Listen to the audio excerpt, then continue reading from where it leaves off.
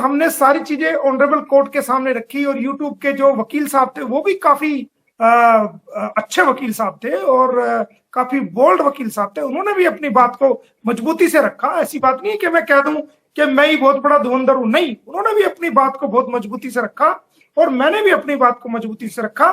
तो जज साहब जब कहने लगे कि ये चैनल बंद कराने हैं, तो ये जो चैनल्स है जो आपने केस में लिखे इनको बंद कराना है या आप क्या चाहते हो इसमें?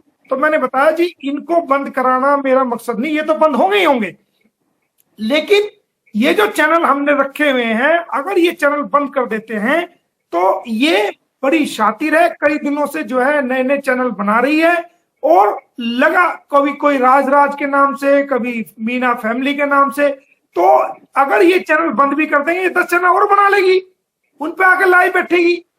तो जनाब हम तो ये चाहते हैं कि चोर को पकड़ने की बजाय जहां से चोर पैदा हो रहे हैं वहां पकड़ो, उस पॉइंट को पकड़ो। तो कहा कि फिर इसमें जज साहब कहने लगे तो फिर आप, मैंने कहा जी सीमा हैदर पे रोक लगाओ, हाँ, सीमा हैदर पे रोक लगाओ। चैनल तो ये अगर ये बंद तो ये होंगे जो हमने केस में लिखे, ये तो बंद होंगे 100%, और जो मटेरियल डाला है वो भी डिलीट होगा, ये बंद भी होंगे 100%। लेकिन अगर इन चैनल को बंद कर दिया जाए, कल को दूसरा चैनल बना लेगी, कौन इसका हाथ पकड़ेगा? तीसरा बना लेगी, क्योंकि इसको डर तो है नहीं, इसको पता जेल तो तुझे जाना ही जाना है। तो हमने ये कहा कि ये रोज रोज न, हमने अपनी चाल चली आगे, अपना दिमाग यूज किया कि रोज रोज नए चैनल की बजाय हम सीमा हैदर पे ही जनाब रोक लगवाना चाहते हैं। सही। भले ही ये चैनल रहे या ना रहे, वो यूट्यूब को देखना है या जज साहब आपको देखना है, क्योंकि ये तो केस में लिखे हुए, ये तो उड़ेंगे ही उड़ेंगे, नया चैनल ना बने। हम तो चाहते हैं कि इस पे रोक लगे। तो जज साहब ने ऑर्डर के अंदर सीमा हैदर पे ही रोक लगाई है। अब आप बताओ कौन सा फैसला अच्छा था? अगर खाली चैनल बंद कराने का फैसला अच्छा था या सीमा हैदर पे रोक लगवाने का फैसला अच्छा था? हाँ, अब इसमें ये किसी के चैनल पे नहीं जा सकती, किसी दूसरे की चैनल को यूज नहीं कर सकती, यानी कि इंस्टाग्राम, फेसबुक, यूट्यूब को ये यूज ही नहीं कर सकती, उस पर कोई वीडियो नहीं डाल सकती, कोई वीडियो उसको जो ना उसको पब्लिश नहीं कर सकती, और मेरे खिलाफ तो कोई डेरोगेटिव मार्क्स नहीं कर सकती, एक लफ्ज नहीं कह सकती, और कोई डिफेमेटरी बात नहीं कर सकती कहीं भी। यानी अगर कोई चैनल वाला भी आता है ना, जो नेशनल चैनल है, जो इंटरव्यू, वहां भी मेरे खिलाफ एक वर्ड नहीं बोल सकती है। ऐसा बढ़िया ऑर्डर पास करा है। तो कल परसों तक वो मिल जाएगा, उसकी कॉपी लेके हम यूट्यूब को दे देंगे, पुलिस डिपार्टमेंट को दे देंगे। हमने एसएचओ को इसीलिए पार्टी बनाया, अगर एसएचओ इसको बंद नहीं कराएगा तो एसएचओ को ऊपर को 6 महीने की जेल तो एसएचओ को होगी, अगर अदालत का आदेश ना मानने पर। अगर एसएचओ ने इसके चैनल बंद नहीं कराए ना, और उसको ऑर्डर दे देंगे हम कोर्ट के, उसको रिसीव करा देंगे, और ये फिर भी यूज करती है, तो एसएचओ के खिलाफ हम कोर्ट ऑफ कंटेम्प्ट फाइल करेंगे। कोर्ट ऑफ कंटेम्प्ट एक्ट 1971, और उसके अंदर जो है कि सेक्शन 3 की सबसेक्शन ए और बी के तहत 71 या 76 है मेरे ख्याल से, तो वो सेक्शन 3 ए और बी के तहत, तो वहां पर अगर किसी न्यायालय के ऑर्डर को नहीं माना जाता है तो वहां पर ऐसे हालात में जो है वो 6 महीने की उसके अंदर जो है ना वो होती है, 6 महीने की उसके अंदर सजा है।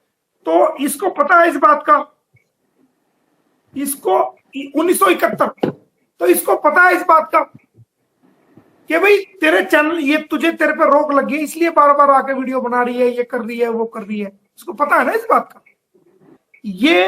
ये हमने जो है एक कोशिश की है कि भाई ये इसके तहत जो ये दोषी मानी जाएगी, और ये जो जिस दिन से ऑर्डर तो 2 तारीख को पास हुआ ये, और ये कंटेम्प्ट ऑफ कोर्ट की 1971 की जो सेक्शन 3 और ए और बी का वायलेशन कर रही है, ये सारे वीडियो हमने नोट कर लिए हैं, सारे रिकॉर्डेड हो गए हैं, ये सारे स्क्रीन रिकॉर्डिंग हो गई है, सारे वर्जन रिकॉर्डिंग हो गया है। तो हम जैसे ही ऑर्डर दे देंगे तो इसके खिलाफ जितनी बार ये लाइव आई है उतने ही केस इसके पानीपत के अंदर डलेंगे, और हर केस में इसको 6 महीने की सजा होगी। देखिए असल में मैं आपको बात बताऊं कि उत्तर प्रदेश पुलिस में इस पे जो जांच की गई है वो गलत की गई है। इसका जो एफआईआर दर्ज होनी चाहिए थी वो हरियाणा में बल्लभगढ़ में ही दर्ज होनी चाहिए थी, उसकी जांच भी हरियाणा में ही होनी चाहिए थी। क्योंकि ऐसा होता है कि फॉरेनर्स एक्ट के मुताबिक अगर कोई भी विदेशी भारत की भूमि पे पाया जाता है तो पहली बार जो व्यक्ति भारत की भूमि पे पहचाना जाएगा कि ये भारतीय नहीं है, ये बाहर का व्यक्ति है, चाहे वो भारत का कोई भी हिस्सा हो। मिसाल के तौर पे वो गाजियाबाद में पकड़ा जाए तो गाजियाबाद में, अगर वो हरियाणा में बल्लभगढ़ में पकड़ा जाए तो फरीदाबाद में, गुड़गांव में पकड़ा जाए या कहीं पानीपत में पकड़ा, तो जहां पकड़ा गया वहीं एफआईआर होगी। ये जो है इस बात को जो है हमारा भारतीय कानून इस बात को कहता है कि जहां पकड़ा जाएगा वहीं पर्चा दर्ज हुआ। लेकिन इस केस में क्या हुआ है, 3/7 को इसको बल्लभगढ़ से अरेस्ट किया गया। उसकी इंफॉर्मेशन बल्लभगढ़ के किसी कर्मचारी को नहीं दी गई। बल्लभगढ़ के जो पुलिस के थाने हैं यूपी पुलिस द्वारा उनको कोई इंफॉर्मेशन नहीं दी गई। बच्चे जो रिकवरी किए गए उसकी जानकारी जो चाइल्ड वेलफेयर ऑफिसर होता है उनको नहीं दी गई। उन बच्चों के वहां पर मेडिकल नहीं कराए गए, वहां के मजिस्ट्रेट के सामने इसको पेश नहीं किया गया, जबकि स्टेट यूपी थी वो स्टेट हरियाणा था।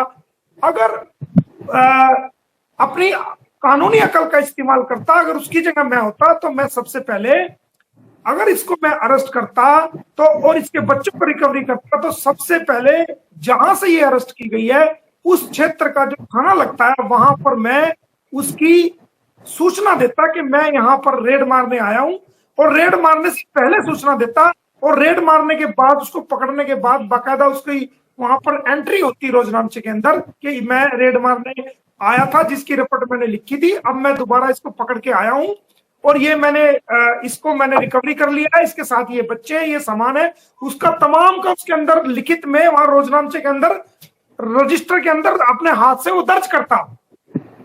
और अब मैंने इसको पकड़ लिया तो लिहाजा मैं इसका अब सिविल अस्पताल जा रहा हूं, तो बल्लभगढ़ के अंदर ही इनका मेडिकल होना चाहिए था।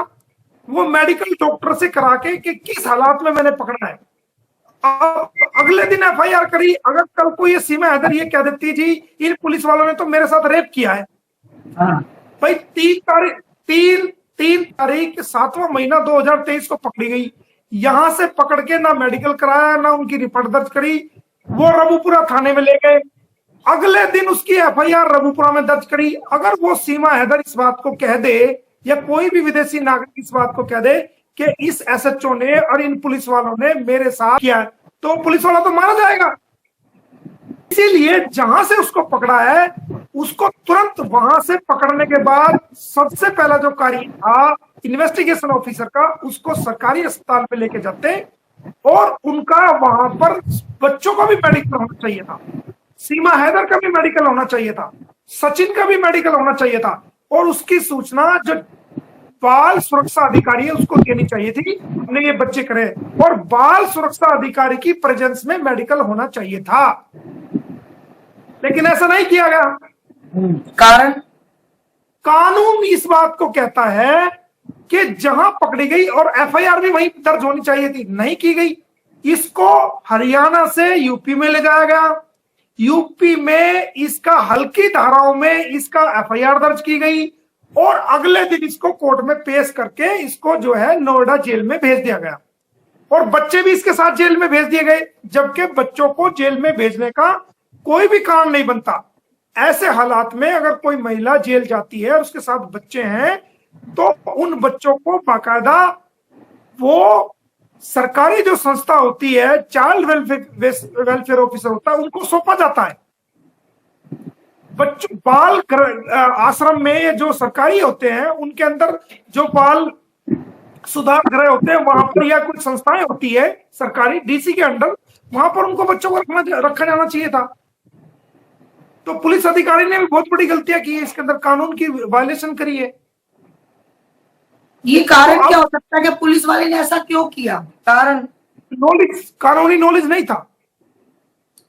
कानूनी नॉलेज होता, अगर उसको नॉलेज नहीं था तो उसको चाहिए था कि किसी सरकारी वकील से, जो उनके सरकारी वकील हैं, जो सरकारी एडीए होते हैं उनसे, या डीए होते हैं, डिस्ट्रिक्ट अटॉर्नी होते हैं, जो एसपी ऑफिस में सरकारी वकील होते हैं, एक अधिकारी होती है डिस्ट्रिक्ट अटॉर्नी, उससे बात करनी चाहिए थी कि सर हमने ऐसी ऐसी विदेशी महिला को पकड़ा है, तो इसमें कानून क्या कहता है। अगर उसको पता नहीं था उसको सलाह लेनी चाहिए थी, लेकिन कोई सलाह नहीं ली गई। और उसको कानून का नॉलेज ना होने की वजह से वो इतनी सारी गलतियां करके बैठ गया। कानून की गलतियों कब पता चला? जब मैंने बारीकी से छानबीन करी, हर चीज को मैंने बारीकी से किया। इसीलिए तो ये तमाम पहलू मैंने कोर्ट में रखे। इसीलिए तो जो फरीदाबाद की सेशन कोर्ट है, फरीदाबाद की सेशन कोर्ट में जब मैंने तमाम कमियां बताई, तमाम लैप्स बताए, तमाम सबूत रखे, तो फरीदाबाद की पॉस्को कोर्ट ने मेरी कंप्लेंट को स्वीकार किया। ये बहुत बड़ी जीत है, बहुत बड़ी जीत है बहन जी ये, कि पॉस्को की धाराओं में एपी सिंह के खिलाफ, नेत्रपाल के खिलाफ, सचिन मीना के खिलाफ, सीमा हैदर के खिलाफ और 10-12 अन्य लोगों के खिलाफ जो है वो केस एडमिट हो चुका है। और एक तारीख में उसमें तारीख लगी हुई है। तो अब जितने भी अधिकारी हैं, उन सारे अधिकारियों को बुला करके कोर्ट पूछेगी, सेशन कोर्ट, कि बताइए ये आपने ऐसा क्यों किया। तो फंस तो वो खुद ही जाएंगे, लेकिन फिर भी मैं उनको एक सुधार का मौका दूंगा कि चलो तुम्हें नॉलेज नहीं था, कोई बात नहीं, अपनी भूल को अब भी सुधारो और इस पे कानूनी कार्रवाई करो, क्योंकि नहीं तो वो फंस जाएंगे, उनकी नौकरी खराब हो जाएगी। अगर मैं चाहूं तो उनकी जो 1 तारीख को जो वहां उनकी पेशी होनी है, अगर मैं चाहूं तो उनकी नौकरी खराब कर